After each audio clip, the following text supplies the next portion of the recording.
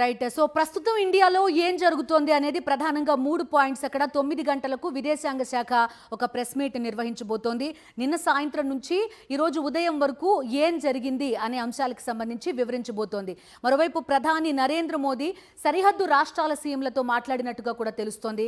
పరిస్థితిని సమీక్షించాలి, జాగ్రత్తగా ఉండాలి, అలర్ట్గా ఉండాలి అనే ఒక సందేశం ఇచ్చినట్టుగా కూడా కనిపిస్తోంది. అజిత్ దోవల్ భద్రతా సలహాదారు మొత్తం అన్ని విభాగాలని కూడా హై అలర్ట్లో ఉంచిన పరిస్థితి. ఎటువంటి పరిస్థితికైనా పూర్తి స్థాయిలో భారత్ సంసిద్ధంగా ఉన్న పరిస్థితులు మనకి కనిపిస్తున్న వేళ ఒక ప్రెస్ మీట్ కోసం కూడా మనం వెయిట్ చేస్తున్న పరిస్థితి. ఇస్మాయిల్, దీంతో పాటుగా మనం రక్షణ శాఖ నుంచి మనం ఎవ్రీ 8 అవర్స్కి ఒక ప్రెస్ మీట్ చూస్తున్నాం. ఏం జరిగింది అనేది రెగ్యులర్ అప్డేట్స్ ఇస్తున్నారు. దాంతోపాటుగా ప్రెస్ కాన్ఫరెన్స్ కూడా పెట్టి వివరిస్తున్న సిచ్యువేషన్ చూస్తున్నాం. సో ఈరోజు ఈ 24-48 గంటలు అనేవి చాలా కీలకంగా కనిపిస్తున్నాయి. డెఫినెట్గా నేను ఒక అప్డేట్ మీకు ఇచ్చేటువంటి ప్రయత్నం చేస్తాను. ఉదయం 4:15 సమయంలో, అంటే కొద్ది గంటల క్రితం, దాదాపు 3 గంటల క్రితము జమ్మూలో మరొకసారి పాకిస్తాన్ వైపు నుంచి పెద్ద ఎత్తున డ్రోన్ అటాక్ జరిగింది అనేటువంటిది రిపోర్ట్స్, కన్ఫర్మ్ వెరిఫైడ్ రిపోర్ట్స్ వస్తున్నాయి.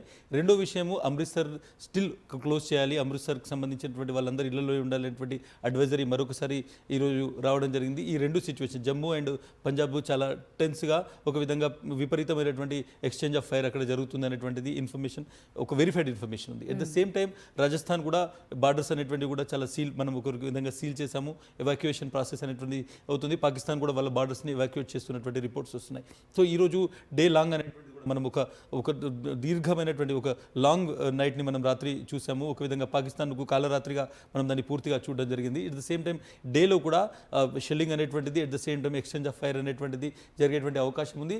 పాకిస్తాన్కి సంబంధించి ముఖ్యంగా ఈరోజు పాకిస్తాన్ ఎటువంటి పని చేస్తున్నటువంటిది, ఒకవేళ నిన్న నిజంగా పాకిస్తాన్ చేసింది ఒక ప్రోబింగ్ అటాక్ అనేటువంటిది అయితే ఈరోజు ఏ విధంగా పాకిస్తాన్ రియాక్ట్ అవుతుంది, దాన్ని మనం ఇంకా ఎంత అగ్రెషన్గా ఉండాలి అనేటువంటి దాని మీద కూడా ఈరోజు కొనసాగేటువంటి అవకాశం ఉంది.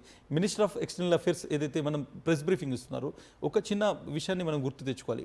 ఫస్ట్ మన బ్రీఫింగ్ సంబంధించి చూసినప్పుడు విక్రమ్ మిస్త్రీ, ఎవరైతే ఎక్స్టర్నల్ అఫేర్స్ మినిస్ట్రీకి సంబంధించినటువంటి సెక్రటరీ ఉన్నారో ఆయన, at the same time Vyomika Singh ఎవరైతే వింగ్ కమాండర్ ఉన్నారో, మరొకసారి ఎవరైతే కల్నల్ ఖురేషి ఉన్నారో, సోఫియా ఖురేషి, ఆమె ఎవరైతే మేజర్ స్థాయి ర్యాంక్ ఆఫీసర్ ఉన్నారో, వాళ్ళు ముగ్గురు ప్రెస్ బ్రీఫింగ్ మనం చూసినప్పుడు ఎంత మనం కంపోజ్డ్గా ఉన్నాం, ఎంత జాగ్రత్తగా ఉన్నాం, ఎంత నాన్ ప్రొవోకేటివ్గా ఉన్నాం, ఎంత ఫోకస్డ్గా ఉన్నాం అనేటువంటిది అర్థమవుతుంది.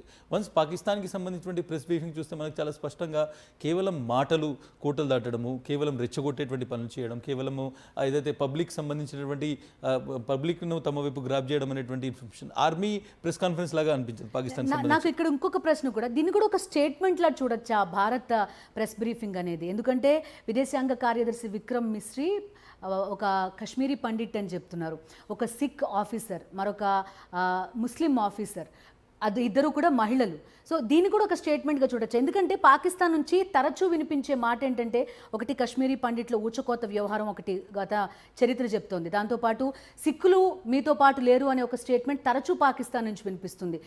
ముస్లింలు సేఫ్గా లేరు, మహిళలు సేఫ్గా లేరు అనేది ఒక స్టేట్మెంట్.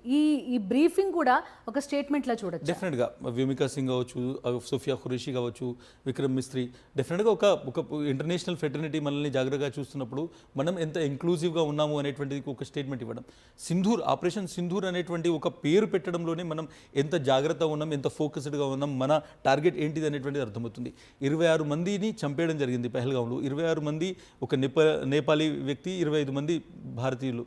సో మగవాళ్ళందరూ కూడా, అంటే 25 మంది మహిళలకు సంబంధించినటువంటి మాంగళ్యాన్ని, సింధూరాన్ని తుడిచేసినటువంటి ఒక క్రూరమైనటువంటి చర్య, దానికి మనం తీసుకున్నటువంటి ప్రతీకారం ఇది, దాన్ని మనం చేసినటువంటి అటాక్ ఇది. సో అందుకోసం ఆ సింధూర్ అనేటువంటి పేరు పెట్టడం దగ్గర నుంచి మనం చాలా కంపోజ్డ్గా మనం చెప్తున్నటువంటి స్టేట్మెంట్స్ కావచ్చు, ఒక యుద్ధం, ఒక మెచ్యూరిటీ అనేటువంటిది మనం ఓవరాల్గా ప్రజెంట్ చేస్తున్నటువంటి సిచ్యువేషన్ కనిపిస్తుంది. బట్ పాకిస్తాన్ రెచ్చగొట్టేటువంటి కాల్పులు చేసేటువంటి ఆ పరిస్థితుల్లోనే ఇంకా ఉంది.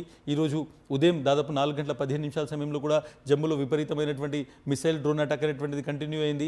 At the same time morning కూడా విపరీతమైనటువంటి షెల్లింగ్, అటు రాజౌరి, పూంచ్ సెక్టార్లో షెల్లింగ్ జరుగుతుంది. ఈ షెల్లింగ్ గురించి నేను ఒకసారి చెప్పేటువంటి ప్రయత్నం చేస్తాను.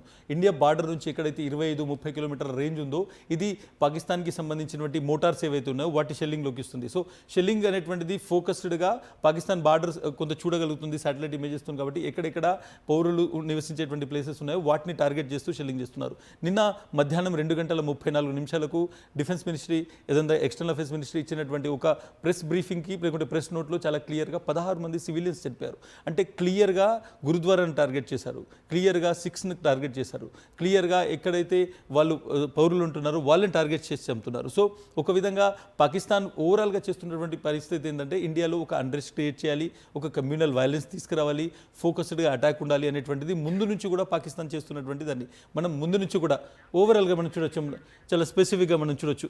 సో డెఫినెట్గా ఈ మ్యాప్ ఒకసారి మనం చూసుకుంటే నిన్నటి నుంచి జరుగుతున్నటువంటి మనం ఒకసారి పాకిస్తాన్కి సంబంధించినటువంటి లాంచ్ ప్యాడ్స్ ఏవైతే ఉన్నాయో మనం పెషావర్ చూస్తున్నాం, Islamabad, Sialkot, Lahore, at the same time కింద కరాచీ పోర్ట్ అనేటువంటిది చాలా స్ట్రాటజిక్ పాయింట్ మనం చూసుకోవచ్చు. పాకిస్తాన్కి సంబంధించి బలూచ్ అక్కడ ఉన్నటువంటి ఏదో మనం బలూచిస్తాన్ చూడొచ్చు. 53% ఆఫ్ ద పాకిస్తాన్ బలూచ్ ఏదైతే గ్రీన్ ప్లేస్ కనబడుతుందో క్వెటాలో ఏదైతే మనకు మార్క్ కనబడుతుందో క్వెటాలో రాత్రి నుంచి క్వెటా పోస్ట్ మీద పెద్ద ఎత్తున బలూచ్ ఫైర్ చేస్తుంది.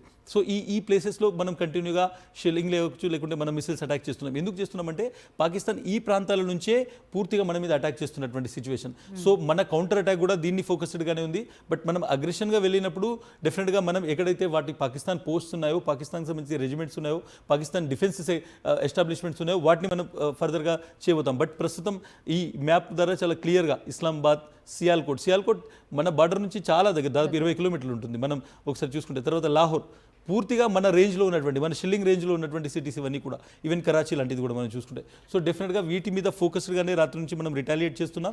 ఎట్ ద సేమ్ టైం ఇంకా పూర్తిగా మనం ఒక అగ్రెసివ్ అటాక్ అనేటువంటిది భారత ఆర్మీ కావచ్చు, భారత ఎయిర్ ఫోర్స్ అనేటువంటిది ఇంకా పూర్తి స్థాయిలో స్టార్ట్ చేయలేదు అనేటువంటిది అర్థం.